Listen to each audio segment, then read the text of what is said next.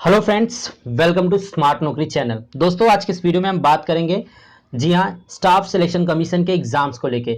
2 दिन पहले से जी हाँ दोस्तों नोटिस आ गई होगी आप सभी के मोबाइल्स में और एग्जाम चालू हो चुके। और ये थर्ड शिफ्ट का एग्जाम था और इस एग्जाम्स को मैंने खुद दिया। जी हाँ दोस्तों, इसलिए इस वीडियो को मैंने बनाने का सोचा क्योंकि आपको रिव्यू देने से बेहतर है कि एग्जाम्स में अटेम्प्ट करके आपको जो है उसके बारे में जानकारी दी जाए। तो आज के इस वीडियो में आपको बताने वाला हूँ आखिर कैसे क्वेश्चन पूछे गए, क्या थे इसके अपडेट्स में और कैसे कट ऑफ जाने वाले, जी हाँ ज़्यादा जाएगा कम जाएगा, तमाम चीज़ों को जी हाँ विस्तार से जानेंगे इस वीडियो के अंदर। तो आप वीडियो के साथ बने रहिए। तो सबसे पहले मैं आपको दिखा दूं अपना एडमिट कार्ड। देख सकते हैं आप यहाँ पे मैं कुछ चीज़ें जो है कट किया हूँ जानबूझ के, आप समझ सकते हैं, कुछ प्राइवेसी होती है। तो यहाँ पे आप देख सकते हैं कर्मचारी चयन आयोग, ये तो आपको पता ही होगा। यहाँ पे आपका रजिस्ट्रेशन नंबर आता है, यहाँ पे मैंने थोड़ा डिलीट मारा हूँ। ये रोल नंबर है मेरा यहाँ पे।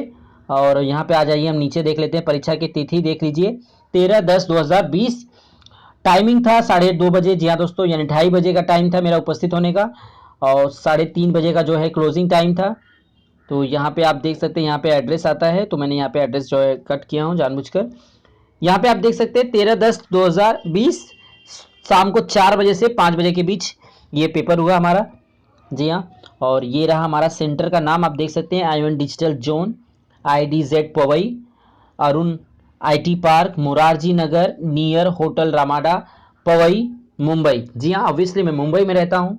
तो ये मेरा सेंटर था एग्ज़ाम का, जहाँ पर मैं आज गया सुबह। जी हाँ, सुबह से चला गया था जानबूझ कर लेट, क्योंकि आप सभी को पता है लॉकडाउन की वजह से लोकल ट्रेनों में सफ़र करने में दिक्कत हो रही थी। तो थोड़ा 2 घंटे पहले मैं पहुंचा था एग्ज़ाम सेंटर पे। आप सभी से मैं भी रिक्वेस्ट करूंगा कि आप अपने एग्ज़ाम का जो टाइम है, जो रिपोर्टिंग टाइम है आपका, कम से कम उससे आधा घंटा 1 घंटा पहले पहुंचने की कोशिश कीजिए। भले ही आप वहां पे वेट कीजिए चलेगा, लेकिन जल्दी पहुंचिए। इस समय हालात ठीक नहीं है, पैनिक सिचुएशंस है, कहीं पर भी कुछ भी इमरजेंसी आ जाती है, दिक्कत आ जाती है यातायात को लेकर। तो ये सारी चीज़ें चलिए बेसिक चीज़ें हैं, मैं इसमें ज़्यादा आपको लेक्चर नहीं देने वाला। तो ये आप समझ चुके हैं। चलिए मैं इसके बारे में और डिटेल्स में आपको समझा देता हूँ। तो नीचे देख लीजिए, आपको पता ही होगा टायर 1 में जो है वस्तुनिष्ठ यानी ऑब्जेक्टिव टाइप क्वेश्चंस हैं। तो पहला पार्ट आपका क्या था, सामान्य बुद्धि एवं तर्क शक्ति, जिसे हम जनरल इंटेलिजेंस एंड रीजनिंग के नाम से जानते हैं। 50 नंबर्स के थे। सामान्य अभिज्ञान था यानी जनरल अवेयरनेस थे 50 नंबर के। और जो आपका संख्यात्मक योग्यता जिसे हम क्वांटिटी एप्टीट्यूड कहते हैं, वो भी 50 नंबर का। और अंग्रेजी भाषा यानी इंग्लिश कंपैरिजन जो था वो भी 50 मार्क्स। तो ये तो आपकी एडमिट कार्ड में लिखा हुआ है, ये सारी चीज़ें थी। अब मैं आपको बताऊंगा कि कहाँ से आपका जीके पूछा गया था। ज़्यादातर सवाल जिस सब्जेक्ट से आ रहे थे, यानी कि फील्ड कौन सा था, स्पोर्ट्स था, पॉलिटिक्स था, न्यूज़ में था, इकोनॉमिक्स था, तमाम चीज़ों को। जी हाँ, तो आप बने रहिए। चलिए मैं आपको थोड़ा कुछ और गाइडलाइन कर, ये जनरल गाइडलाइंस है जो आपके एडमिट कार्ड के नीचे आपको मिल जाएंगी। जी हाँ, फिर भी मैं आपको चाहूँगा कि आप इस चीज़ को थोड़ा सीरियसली लीजिएगा। जी हाँ, काफ़ी दिक्कत हो रही है। अगर किसी के पास में जो है लेटर नहीं, अंडरटेकिंग लेटर नहीं है, तो उन्हें दिक्कत हो रही है। जी हाँ दोस्तों, बिल्कुल भी जाने नहीं दिया जाए, स्ट्रिक्टली जो है वार्निंग दी गई है। तो आप सभी से रिक्वेस्ट है कि आप लोग जो भी इसमें इंस्ट्रक्शन दिए हुए हैं इसको फॉलो कीजिए। पहले जैसा नहीं है, SOP को फॉलो करना हमारा ज़रूरी है, नहीं तो आपका एग्ज़ाम छूट सकता है। जी हाँ, बहुत ही जल्दी जल्दी जो है प्रोसेस हो रहा है CHSL का। तो कंबाइंड हायर सेकेंडरी लेवल का ये एग्ज़ाम जो था काफ़ी ठीक ठाक था। जी हाँ, मैं कहूँगा क्योंकि काफ़ी एक्सपीरियंस भी है मुझे, तो इसलिए मेरे हिसाब से तो एग्ज़ाम्स जो है आपका काफ़ी हद तक अच्छा गया। जी हाँ, पेपर काफ़ी ठीक आ रहा है। ज़्यादा मैं आपको इजी नहीं कह सकता, मॉडरेट लेवल के ही कहेंगे। जी हाँ, मॉडरेट लेवल में ही, ज़्यादा टफ नहीं।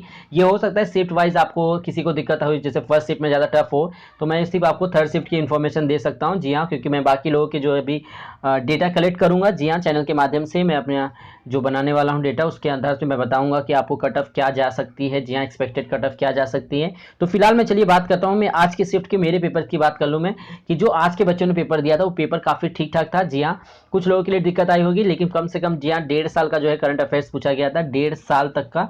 तो ये आपके लिए बहुत अच्छे है, क्योंकि काफ़ी लोगों को 6 महीने तक जो है करंट अफेयर्स के लिए बात कर रहे थे, तो वो जी बिल्कुल गलत हो जा रहा है। क्योंकि जो आपसे जो पूछा जा रहा है करंट अफेयर्स, वो लगभग 1.5 साल तक जो है पूछ लिया जा रहा है। तो आप कम से कम जी हाँ 1 साल 1.5 साल तक का पूरा करंट अफेयर्स रट्टा मार लीजिए। नोबेल प्राइज़ के बारे में जरूर पढ़ के जाइएगा। नोबेल प्राइज़ से जो है सवाल पूछे जा रहे हैं कि इन्हें क्या क्या मिला गया है। जी हाँ दोस्तों, किन क्षेत्र में दिया जा रहा है, सन भी पूछ लिया जा रहा है कहीं कहीं।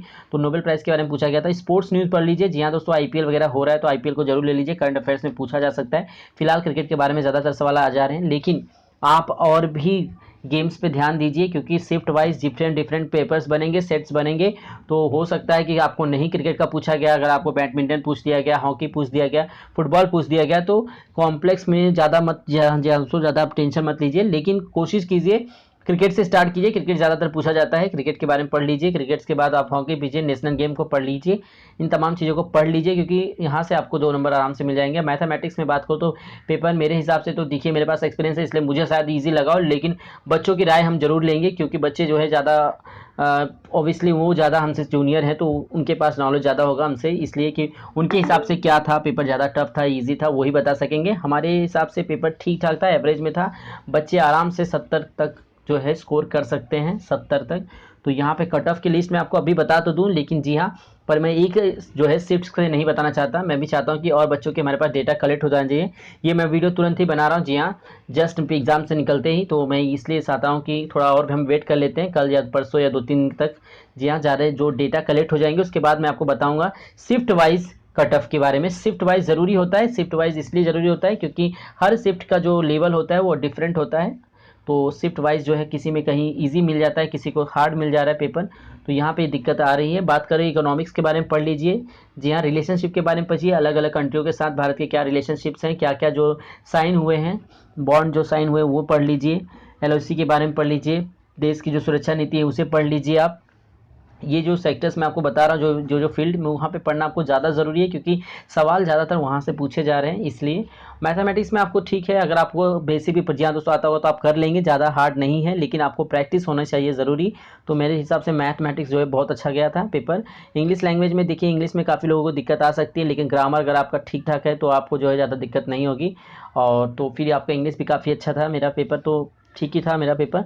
तो बात करें और बाकी की अगर सब्जेक्ट्स में, जैसे कि रीजनिंग में, तो देखिए कैलेंडर्स वाले जो सवाल हैं वो ज़्यादा पूछे जा रहे हैं। तो कैलेंडर्स में काफ़ी बच्चों को दिक्कत हो रही है। जैसे अगर आपसे पूछ लिया गया कि चलिए आज है 13 अक्टूबर 2020, तो बताइए आप 2021 में 13 अक्टूबर को कौन सा दिन रहेगा। तो ये सवाल इस टाइप के जो है सवाल पूछे जा रहे हैं, तो ये आपको ध्यान रखना होगा। तो इसमें आप जो प्रतिशत वगैरह कर लीजिए, लाभ हानि जरूर कर लीजिए, ये सारी चीज़ें जो है पूछे जा सकते हैं। देखिए जो सवाल जरूरी नहीं कि आज पूछा गया वो कल पूछा जाए, डिफरेंट पूछा जाता है, लेकिन आपको क्या करना है, आपको पूरी तरह से तैयार होना है कि आपसे कहीं से भी कुछ पूछा जाए, रिपीट कर दे तो भी आपके लिए अच्छा हो, अगर रिपीट नहीं करता कुछ नया पूछ लिया तो भी आप जो है, अगर आप पूरा पोर्शन कंप्लीट किए रहेंगे तो आपको दिक्कत नहीं आने वाली। तो ये सारी चीज़ें हैं जो आपको नोटिफाई जी हाँ दोस्तों नोटिस करनी होगी, क्योंकि नोटिस किए बिना आपसे भी सबको पार करना मुश्किल होता है काफ़ी।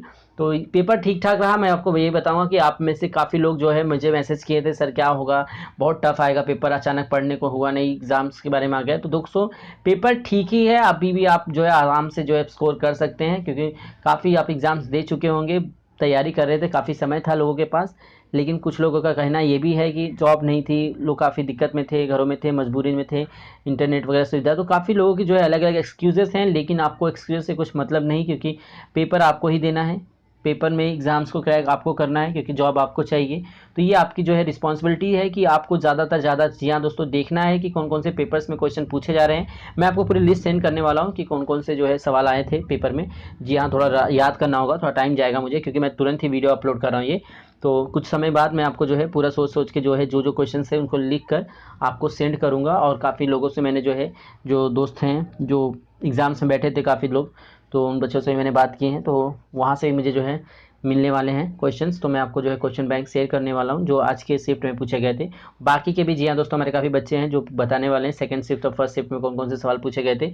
तो हम पूरा जो है आपको मटेरियल सेंड कर देंगे, उसकी आप चिंता बिल्कुल मत कीजिएगा, बस आप फोकस कीजिए, ज़्यादा से ज़्यादा टाइम मत लीजिए। जी हाँ, जो सवाल नहीं आता उसे छोड़िए, स्किप कीजिए। काफ़ी लोगों को मैंने देखा बाजू में कि स्किप नहीं कर रहे हैं, मतलब उसी पर डटे हुए हैं। तो ये ठीक है, आपका ये एटीट्यूड है कि आप उस सवाल को कर सकते हैं, लेकिन यहाँ पर आपको जो है आपका दो चीज़ों का ध्यान देना होता है कि आपका समय जो है बीतता जा रहा है, समय का जो कीमत है, यानी कि अगर हर सवाल की कीमत एक ही है तो फिर आप उस पर उतना समय क्यों दें जबकि दूसरा आप आसानी से कर सकते हैं। तो यहाँ पर आपको इस चीज़ को नोटिस करना होगा कि जो सवाल आता है आपको वो करिए, जो नहीं आता उसे स्किप कीजिए।